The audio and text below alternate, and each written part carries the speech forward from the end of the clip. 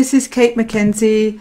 I'm a sex and relationship therapist, and I'm here today to talk to you about how to make relationships simple.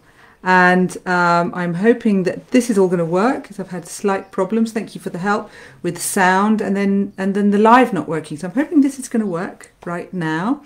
So what we're here today to talk about is emotionally focused couples therapy, the attachment lens, and how relationships work with distancers and pursuers, or turtles and octopuses, or high desire and low desire, or anxiously attached and avoidantly attached, and how the attachment lens can help us look at relationships. So what I notice in relationships is that quite often you get one partner who's pursuing, asking, challenging, opening, criticizing, demanding, and one partner who might be needing space, getting away, maybe defending. Hi there, lovely to see you, Susie.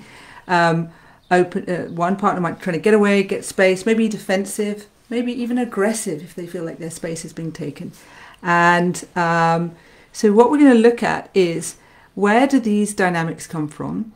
How do they work? And how can we make them easier, simpler to handle? So in the attachment lens, the pursuer, the octopus, the person, the reaching, the searching, the spreading tentacles and opening up, that person may have been brought up perhaps feeling quite alone, quite unknown of who was there for them. Maybe they adulted too quick, and that's given them loads of skills. They may be out in the world doing loads of things. Often octopuses are the pioneers, they're the stretchers, they're the people who don't mind standing out, don't mind being quite different, because they're used to being quite different. They're used to having different times in their lives, and so they're able to kind of stretch and connect, and they may be quite fast. In polyvagal terms, the octopus may be the one who is the overdoer. That's when the sympathetic nervous system gets activated, and they may get hyper aroused and go into overdoing when they're not present, and get very adrenalized. The turtle may have come from a background where they were micromanaged, or they felt controlled or overwhelmed, or maybe they were benignly neglected, like they didn't have enough attention, but it wasn't about them. They're used to kind of hiding away, taking space, don't taking up too much space. They're used to not showing their individuality in the same way that they may long to. They're used to feeling, I've got to make sure I've got space. I've got to make sure I get away to make sure I get space. Now what happens is the turtle, the withdrawer, which comes in a couple of different types, which is, one is the avoidant type, who may just need their space, and also the fearfully avoidant type. I've just had a lovely message saying the sound is okay, because the sound wasn't okay, so thank you very much. So we have two types of the turtle types. We have the avoidant type. That's somebody who just really needs their space, and they may be completely comfortable with creating and having and just needing that space. Sometimes you can actually even get two turtles who go out together, and they may meet up once a month, but they're perfectly happy. And then you also can get the fearful avoidant type, or the disorganized avoidant. And that's someone who really wants relationship but is scared of it. So they reach towards run away. And this can be very confusing for them, but also anyone who gets involved with them. And of course, if you get a very stressed out octopus with a very fearfully avoidant turtle, you can imagine the difficult dance. And of course, depending on traumas that people have, this dance can get quite complex when people are not having their needs and their wishes and their desires met, and they keep clashing. So we may have, in that system, we may have the overdoing octopus, the underdoing, or in polyvagal theory they call it the dorsal vagal person who's switched off. So they've gone into switch off, they're not present. So you have two people not present, one in overdoing, one in underdoing, not presence. And it's how do we get these two people to be present? So you can see the fight. So if you're dating or if you're relating to, it could be a family member, it could be a friend, it could be romance. Romance, it gets heightened because of the intensity. And of course, if you're getting emotionally or sexually or sensually involved with someone, it opens up your unconscious. So when you get closer and closer to people, you suddenly turn them into family or who your caregivers were. So it brings up what your parents or your caregivers did to you. And so it can get more and more dramatic. So this is why, it can be really quite dangerous for people to get involved in relationships, because the systems can get worse, especially if people have got shame, which many people have, and they don't feel good enough, and they're in their patterns where the octopus is overdoing, thinking, well, if I do more and I do more and do more, I'll be loved and I'll be liked, which is what they did with their parents, and I'll be loved and I'll be liked, and if I achieve more, then I'll get respect, and then people will like me and things will happen. And the turtle is feeling absolutely lost in this mix and feeling they're no good, they're not good enough, and they were never good enough, and they're going to have to lie to be good enough, maybe they're going to have to pretend to be good enough, and then you've got two people not feeling good enough trying to connect. Meanwhile, the octopus is telling the turtle off and saying, aggressing to them and telling them they're not good enough and you should do this better, and doesn't it make sense to clear this things up this way or do it that way? And the turtle may get very snappy, very angry. They know maybe the octopus is overdoing and doing too much, but they don't like being put down like that.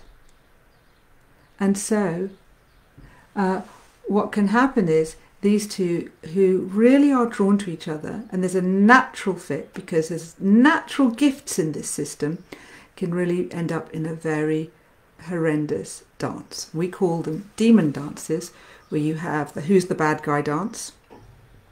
It's you, no it's you, it's you, no it isn't me, it's you.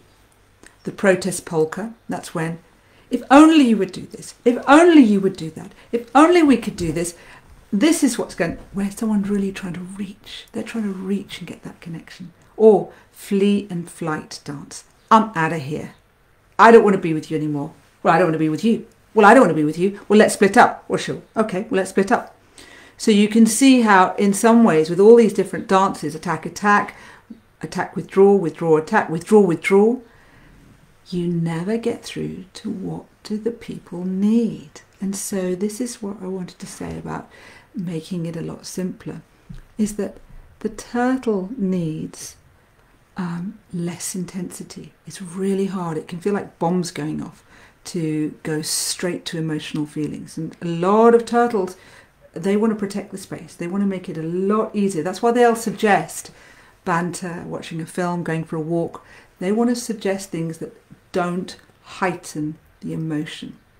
The octopus wants emotional connections, desperate to know what they mean, desperate to not feel alone emotionally. And so you can see the two polarities clashing and pulling away and pulling towards. And so it's how do you both find ways to get your needs met? Initially, when often people date, the octopus might be more relaxed, not always, might be. And in that place, the turtle can kind of come and flirt and say really nice things and flirt with the octopus, because the octopus is not grabbing them with all their tentacles and just holding on to them and clinging them down.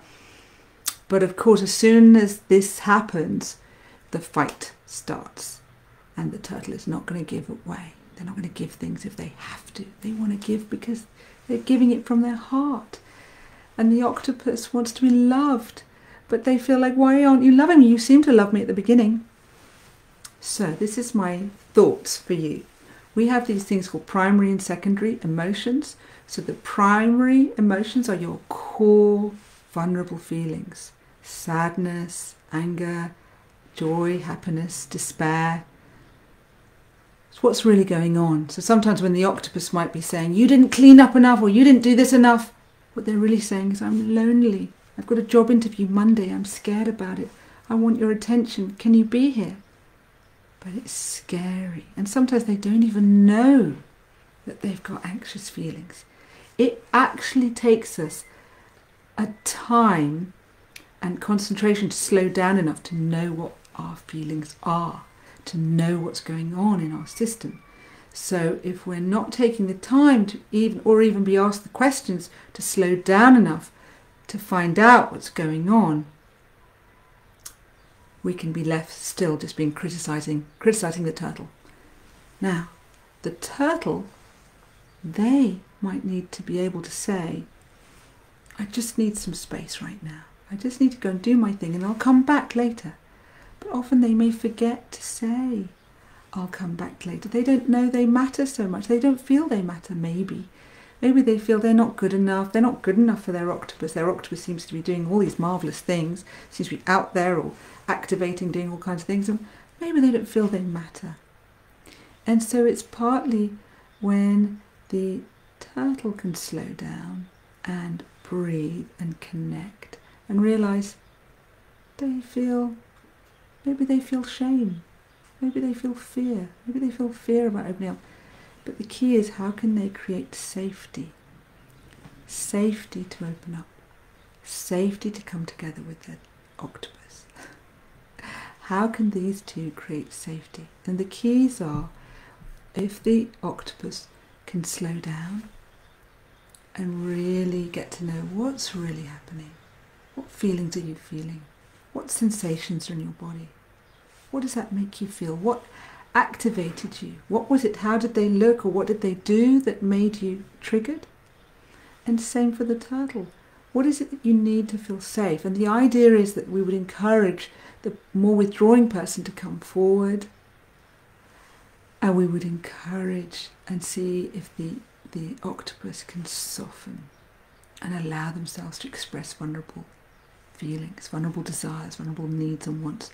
This is not necessarily easy, and it can take a lot, because if you're used to being slightly workaholic and you're used to kind of being do, you want to get that turtle doing and expressing their feelings, but that's not how it's going to work. How it's going to work is by creating safety, and safety comes from regulation and soothing. And so really finding out what it is to experience your own joy for both people. How do you both come into your own sense of your own creativity, your own joy? And how do you attune to each other so that you can say, if you feel like your turtle's a bit snappy, what's happening, honey? What do you need? Or if you feel like your octopus is getting sharp, oh, are you feeling nervous, sweetie? What's going on? So really all this is about handling these spaces. If you're noticing someone's really pulling away from you, see if you can relax, see if you can pull back, see if you can allow yourself to soften, to melt. I've put some meditations on the link so you can listen to some. I've got some on my website, some on YouTube, so you can listen to them to help you relax, to help you soften. And maybe if you feel like you're more of a withdrawer and you're not able to say your needs and your wants, how could you get some support to do that? How could you start to practice expressing your boundaries, saying what you want? And all the time, with all of these dynamics, how can you stay safe? So this is a big journey, and it's a big journey to openness and to vulnerability, to expressing primary feelings. But when people start to really express primary feelings, their real vulnerable feelings, there's a sense of belonging. There's a sense of coming home inside yourself, inside you. And if you can express that sense of who you really are, there's a sense of belonging with the other. Dr. David Schnarch believes that committed relationship is the beginning of the deepest meditation that we can ever do. Now, for some people it's not right for them to have a committed romantic relationship, but there are perhaps other relationships, namely one with yourself. And when you commit, he believes that that's when we really learn how to stay steady, to develop listening, to develop kindness, to develop endurance, and to develop that meaningful holding on to yourself so that you learn boundaries. Often when we get together with someone, we give up so much of ourselves, wanting to please them, wanting to placate them. And then after a while we feel annoyed, and sometimes that's when we split up, we get rid of them. You didn't meet my needs. And that may be completely right. It's always right to follow what's right for you. But what if you find a way to set your boundaries and say what you need? What if you find a way to be gentler with each other so you can have your boundaries and be kind to each other? What if this is part of the journey of adulting, to learn how to create these safe spaces? I teach something called bridging, developed by Hedy Schleifer from Harville Hendricks' Imago work. And that's all about how we create that safety, that presence, so two people can deeply hear and listen to each other. Because when we're in our triggered space, it's not so easy to have our full frontal cortex online. It's not so easy to be able to really connect with that and open to that. So if we're much calmer, much more soothed, much more regulated, it's easier to hear each other, even a frustration, even a difficulty.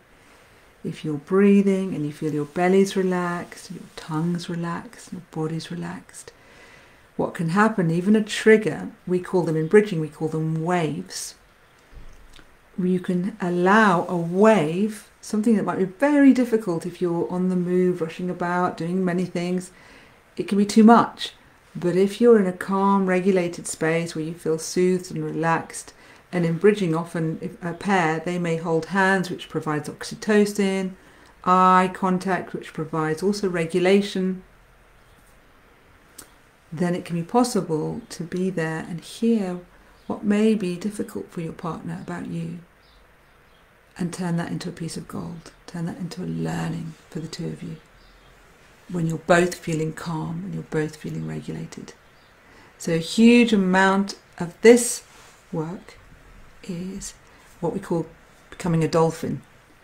And becoming a dolphin is about more and more choosing joy, more and more choosing what is going to work for you. So if that's like your daily walk, or painting, or exercising, or but not in a way that's harming you, not in an overdoing way, but in a way that is your joy, like really slowing down and connecting what feels right for me now. And it might be that you need more space in your life in order to allow those moments to really connect consciously. What do I need for me now? And you may feel also, look, I've got work, I've got children, or I've got responsibility, I've got a home, I've got this.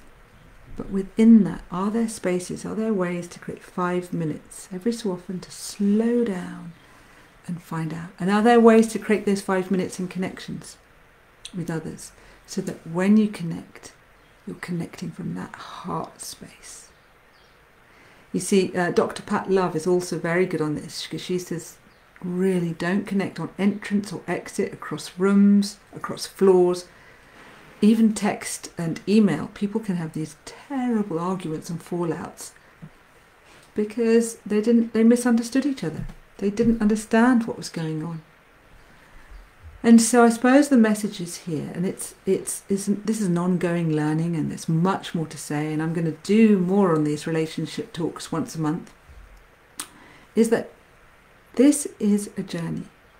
And can we accept that we're on a journey, learning about relating to ourselves? We can do that bad guy dance and the protest polka and even the flight and flee to ourselves. And it's a journey with others. And how can we accept ourselves more, realize you are love, you are lovable, you're worthy, you're lovely just as you are, you're important just as you are. How is it possible to really allow that, to really come into that, to honour that?